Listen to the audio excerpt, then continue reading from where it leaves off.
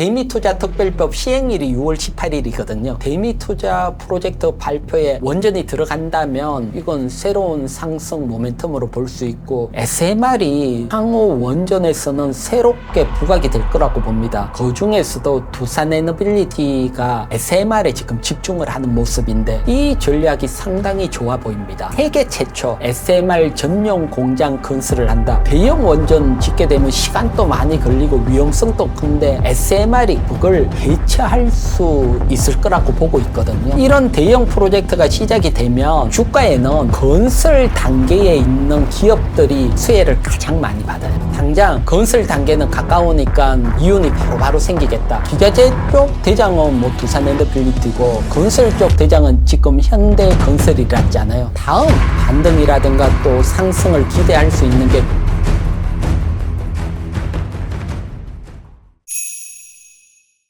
원전주는 언제 다시 주도주로 상승하게 될까요? 좀 안타깝게 원전주들이 지금 가장 시장에서 소외가 돼 있고요. 그런데 원전주라는 것은 역시 원전 하나 수주했다 그러면 정말 한 번에 확 상승을 하는데 안타깝게 당장 수주 될 만한 국가가 없어요, 지금은. 대신 뭐가 있냐고 하면 우리가 대미 투자하기로 했잖아요. 그때 프로젝트에 원전이 포함이 된다. 그러면 원전 수주했는 거하고 똑같은 효과를 낼 걸로 보입니다. 다시 한번 강한 상승 모멘텀으로 보고 있거든요. 사실 얼마 멀지 않았어요. 그 발표가. 대미투자특별법 시행일이 6월 18일이거든요. 그래서 법이 시행되면 정부에서 대미투자 프로젝트 뭐다 1호 뭐다 이를 발표할 거다. 시장에서는 그렇게 봤는데 가장 최근에 또 장관님 인터뷰에서는 7월로 넘어간 그런 발언도 좀 나오더라고요. 그래서 늦어도 7월에는 발표될 거다. 아무래도 대미투자 발표할 때 미국에서도 이란 전쟁이라든가 이런 게 마무리됐을 때 우리가 발표의 효과도 크고 또 지금 보면 또 미국 관세 정리도 안 돼 있는 것 같아요. 관세 조사도 하고 막 이러니까 그런 거하고 막 물려서 대미 투자 프로젝트 발표가 조금 늦어지는 측면이 있는데 프로젝트 발표에 원전이 들어간다면 이건 새로운 상승 모멘텀으로 볼 수 있고 참고적으로 보면 우리보다 앞서서 일본이 먼저 프로젝트 발표했는데 일본은 SMR 원전을 포함을 했거든요. 이건 제가 봤을 때 미국이 이런 프로젝트 해달라고 요청을 했을 겁니다. 이게 미국이 가장 필요하다고 하는데 이게 일본 하나로 커버가 안 될 겁니다. 미국이 필요한 거 워낙 크니까. 그래서 일본에 요청했던 게 우리도 똑같이 요청이 들어올 확률이 상당히 높거든요. 그러고 또 보면 LNG 플랜트 쪽 일본도 요청을 했고 우리도 어떻게 보면 수익성 있나 없냐 따지는데 그런 쪽 있으니까 원전 포함될 확률이 높고요. 그 다음에 뉴스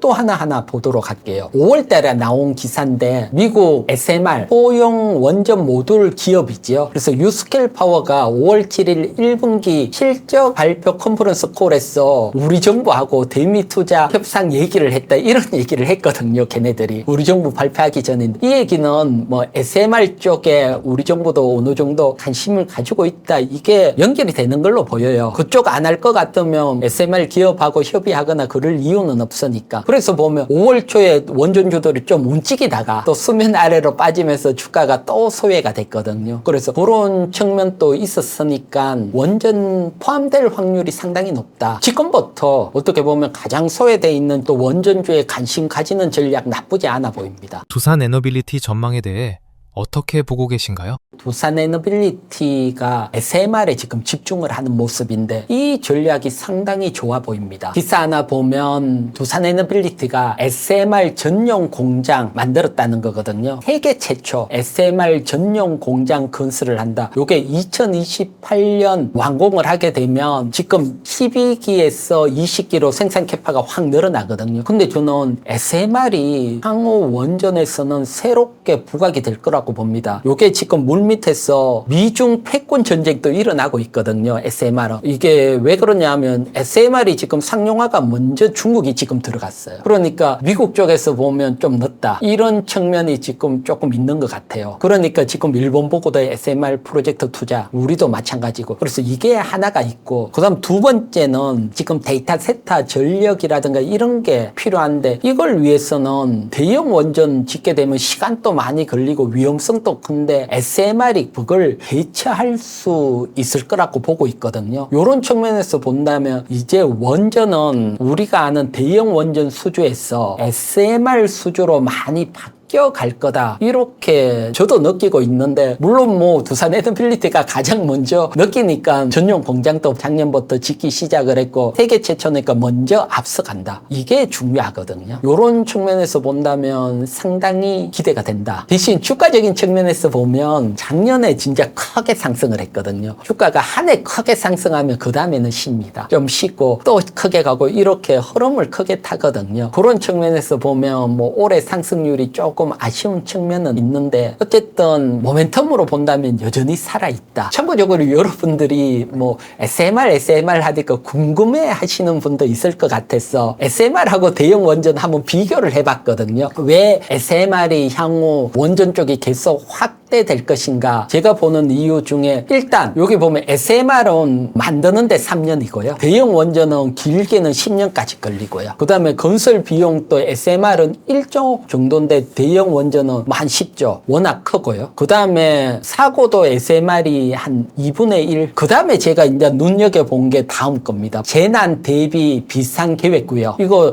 재난이 일어나면 위험하다는 구역 설정인데 SMR은 300m입니다. 대형 원전은 30km입니다. 그러니까 대형 원전은 큰 뭐 데이터 센터든 사람이 있는데 오기는 쉽지 않다는 거고요. SMR은 가능하다는 겁니다. 300m면 도시 쪽에도 충분히 가능하다 이렇게 보이거든요. 그래서 지금은 도시 쪽 또는 공장이 밀집돼 있는 이런 쪽에서 전력이 많이 모자리잖아요. 우리 같은 경우도 당장 용인의 반도체 크래시티, 그러면 거기 비상구역이 300m면 충분히 가능하다 이렇게까지도 볼 수 있으니까, 그래서 이런 구조로 SMR이 상용화되기 시작을 한다면 대형 원전보다 SMR 쪽으로 많은 넘어가지 않을까 이렇게 보고 있기 때문에 앞에 두산 에너빌리티 전략 세계 최초 SMR 공장 만들고 하는 전략이 좀 높게 보고 있다. 원전주 매수 전략 어떤 식으로 하면 좋을까요? 프로젝트가 어떻게 되는지 요것도 한번 설명을 드릴게요. 그러면 원전주 어디에 관심을 가져야 되겠다 이런 것들도 느끼실 수가 있거든요. 요게 이제 원전 밸류 체인을 나타내는 거거든요. 건설하는데 길게는 12년, 또 운영하는데 80년, 해체하는데 20년, 120년짜리 프로젝트입니다. 대형 원전은. 그러니까 이건 뭐 시작하기도 어렵고 돈도 많이 드는 워낙 대형 프로젝트고요. 그러면 이런 대형 프로젝트가 시작이 되면 사실 주가에는 건설 단계에 있는 기업들이 수혜를 가장 많이 받아요. 당장 건설 단계는 가까우니까 이윤이 바로바로 생기겠다. 그렇기 때문에 운영이라든가 해체 쪽 기업보다는 건설 단계에 있는 기업에 관심을 가지는 게 가장 좋다. 그러면 뭐 가장 대표적으로 시공사는 뭐 건설주가 되겠죠. 시공사가 한 축이 있고, 그 다음에는 밸류체인 말하는 거죠. 뭐 기자재, 그런 한 축이 있죠. 요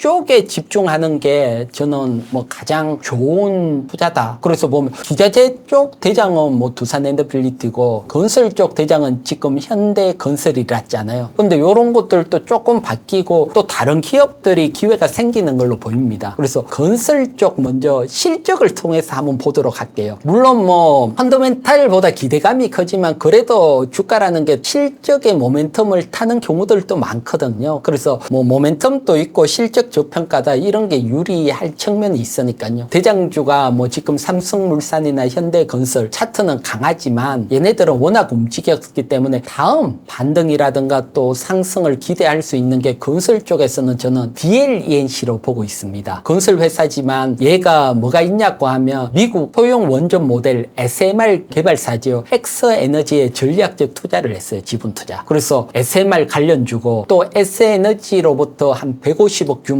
SMR 표준화 설계 계약까지 체결을 했거든요. 그렇게 보면 앞에서 SMR이 중요하다 했는데 SMR 관련주고, 그 다음 여기 당기순이익 PER 보면 DLENC가 확 낮아요. 실적이 뭐 어마어마하게 저평가거든요. 그래서 이런 측면에서 본다면 지금 뭐 많이 하락하고 또 슈팅 한번 기대해 볼 위치로 보고 있거든요. 그래서 DLENC도 뭐 관심 있게 한번 보시라 이렇게 설명드리고, 그 다음 기자재 쪽도 한번 보도록 할게요. 실적 측면에서 보면 일진파워가 가장 저평가돼 있더라고요. 일진파워도 뭐 함정수소 뭐 처리장치 원전에 나오는 요런 것들도 만들고, 그 다음에 정부 소형 원전 모델 국책사업 했던 이력도 있거든요. 소형 원전 관련주도이기도 하고요. 그 다음에 소형주 중에 보성파워텍, 요건 철탑을 만들기 때문에 지금 서해안 에너지 고속도로 정부 정책에 또 수혜도 나올 수 있고, 그 다음 또 소형주 중에 하나가 우진, 우리나라 원전 개척지 독점 기업이거든요. 그래서 중소형주 기자재 쪽은 한 요 세 종목 중심으로, 뭐 차트 모양들은 다 비슷비슷합니다. 최근에 가장 소외를 받았거든요. 단기적으로 지금 정부가 대미 투자 프로젝트 늦어도 다음 달에 발표할 확률이 높으니까, 발표되고 가는 것보다 주가는 또 미리 움직이니까 앞에 워낙 소외를 받았던 것도 있고, 그다음 모멘텀도 있으니까 유심히 참고하시고요. 뭐 여러분 다른 종목도 볼 수 있게 다 자료 조사했던 것까지 실적 보여드렸으니까요. 참고하시면 도움이 되실 겁니다. 대표님의 1억 포트폴리오 핵심 종목은 무엇인가요? 기본적으로 여러분들이 차트를 보시면 코스닥보다 코스피가 훨씬 강해요. 그렇다면 코스피 주도주의 비중을 좀 높여셔야 된다. 요건 뭐 지금 차트가 얘기를 해주고 있으니까요. 그리고 코스피 중에 가장 대장주는 역시 반도체잖아요. 극단적으로 높으면 비중이 한 40%까지. 뭐 지금 가장 대장주니까. 그 다음에 현대차 그룹. 그래서 현대차 그룹의 한 20%. 그 다음에 LG 그룹의 한 10%. 요게 지금 반도체 대장주가 주도주로 가고 있고, 현대차 그룹, LG 그룹이 밀면서 주도군을 만들고 있거든요. 주도주의 가장 비중을 좀 실는 전략입니다. 그래서 뭐 LG 그룹도 여러 개가 있고 또 현대차 그룹 여러 개가 있지만, 비중적으로는 현대차 그룹의 20%, LG 그룹의 10%, 반도체 대장주 40%. 이렇게 하면 요게 한 70% 정도 되고요. 나머지 30%는 개별주인데, 개별주는 뭐 반도체 소부장도 있고 다양한 게 있고 실적 보고 가셔도 되고, 하지만 다른 하나 팁을 설명을 드리면 공시 보고도 매매가 가능하거든요. 이게 조금 어려울 수 있는데 쉽게 설명을 드리면, 최대 주주가 자기 회사 주식을 장내에서 뭐 한 10억, 20억 계속 산다. 그러면 이런 종목은 뒤에 보면 크게 가는 경우들이 많아요. 그러면 공시에 최대 주주 누구누구가 단가 얼마에 언제 매수했고 장내 매수했다, 블록 들인다 딱 표시를 다 해줘요. 우리나라 공시가 워낙 잘 돼 있으니까. 그래서 최대 주주가 장내 매수하는 기업, 장내 매수했는 금액하고 현재 주가가 비슷하다. 그러면 나는 최대 주주하고 같이 매수한다 개념으로 매수하시면 되시고, 그 다음에 최대 주주가 경영권 승계를 위해서 정렬을 한다. 뭐 쉽게 말해서 최대 주주가 한 300만 주 가지고 있는데 한 100만 주 자녀에게 정렬을 한다. 그러면 여러분 주가가 만 원짜리 100만 주면 100억입니다. 100억. 그러면 정려세를 100억에 내야 되잖아요. 근데 주가가 2,000원으로